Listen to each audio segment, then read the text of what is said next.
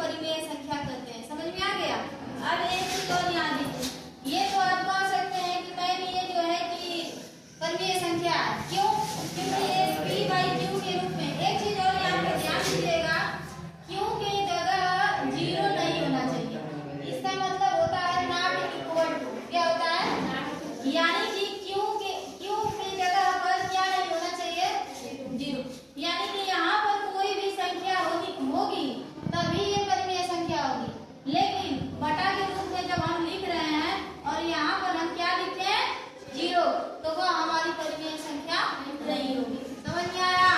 ठीक है, आगे देखिए कुछ उदाहरण हमने दिया है। जैसे देखिए 1/2 हमने लिखा है, भिन्न का रूप है।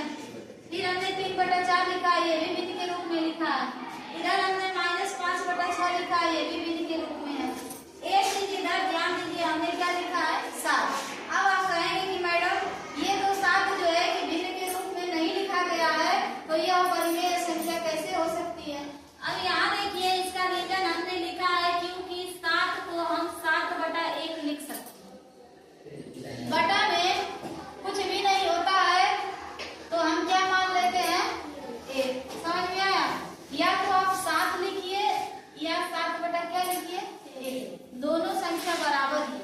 तो जब इसको हम 7/a लिखेंगे तो ये हमारा किस रूप में ये हो जाएगा? भिन्न के रूप में हो जाएगा। इसलिए 7 भी क्या है? एक परिमेय संख्या। समझ में आया? आगे देखिए हमने यहाँ 0 लिखा। हमने आपको कहा कि 0 भी एक रेशनल नंबर है। रेशनल नंबर कैसे है? क्योंकि हम यहाँ 0 को 0/1 लिख सकते हैं, लेकिन 1/0 समझ में आ गया ना? आगे देखिए, इसीलिए 0 भी क्या है? रेशनल नंबर है। इधर हमने इसमें कुछ पॉइंट दिखाया है, ध्यान दीजिए। पॉजिटिव एंड निगेटिव दोनों नंबर रेशनल नंबर हो सकते हैं।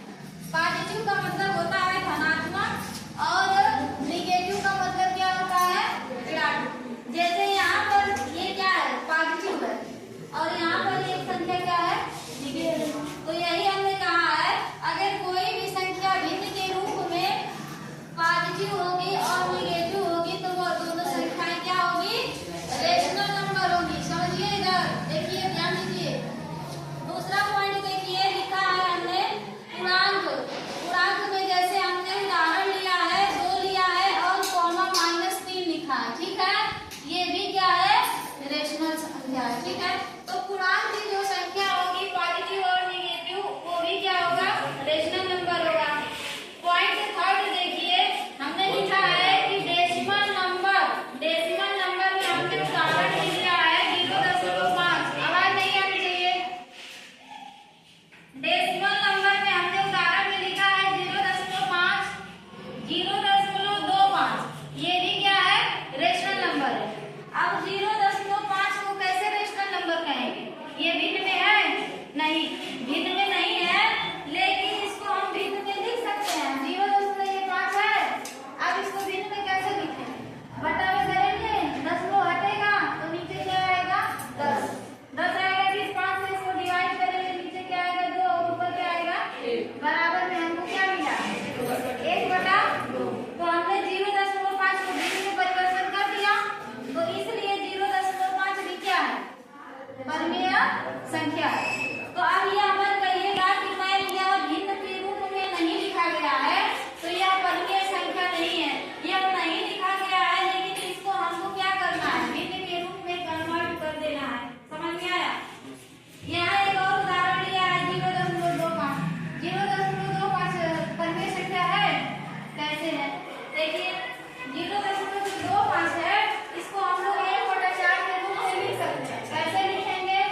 बटा में ले जाएंगे, 10 हटेगा, 100 आएगा। 25 का 100 में भाग देंगे तो कितना बच जाएगा? 4 और ऊपर आएगा 1। बराबर में क्या आ गया? 1/4। समझ में आ गया?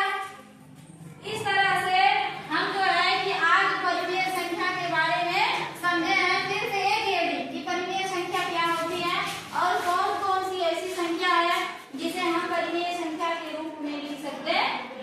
समझ में आ गया? तो ये आपका होमवर्क है, इसको पेज पे नोट कर लेना है और घर से इसको एकदम माइंड में क्या करना है? बैठा लेना है। और कल हम आएंगे और कुछ होगा